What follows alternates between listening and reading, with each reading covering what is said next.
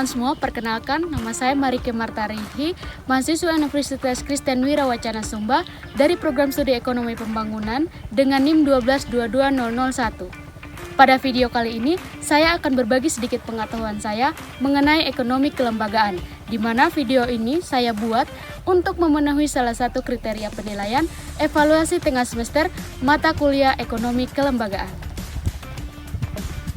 Sejarah kelembagaan. Sejarah kelembagaan berawal dari kebutuhan manusia untuk hidup teratur dalam kelompok.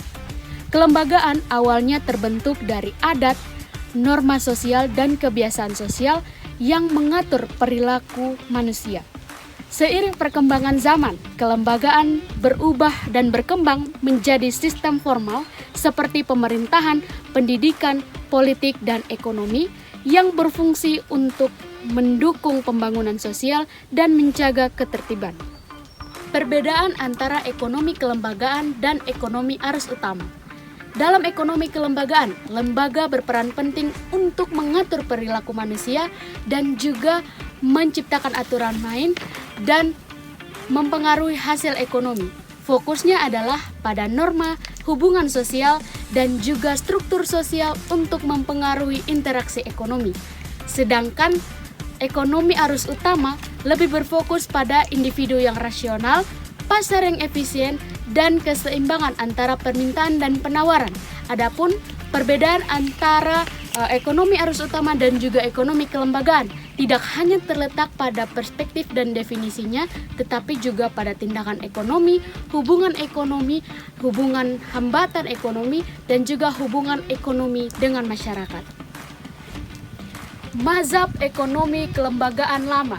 Dalam ekonomi kelembagaan lama, menganggap bahwa lembaga merupakan cara berpikir, tindakan yang sudah melekat dan permanen, atau sebuah kecenderungan yang dihasilkan melalui pengaruh keadaan sosial, lingkungan tertentu, dan diwariskan secara budaya, bukan biologis.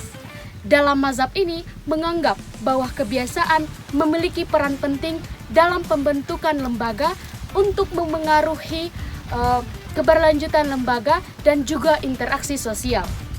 Kebiasaan sangat penting dan berpengaruh untuk meningkatkan kemampuan kognitif manusia untuk menciptakan lembaga-lembaga baru. Mazhab ekonomi kelembagaan baru.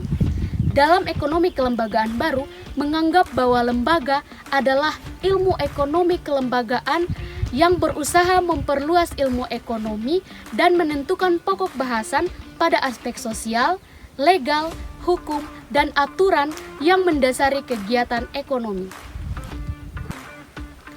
Teori ekonomi kelembagaan menyebutkan bahwa kelembagaan adalah alat yang digunakan untuk mengukur konflik dan juga kepentingan dalam masyarakat.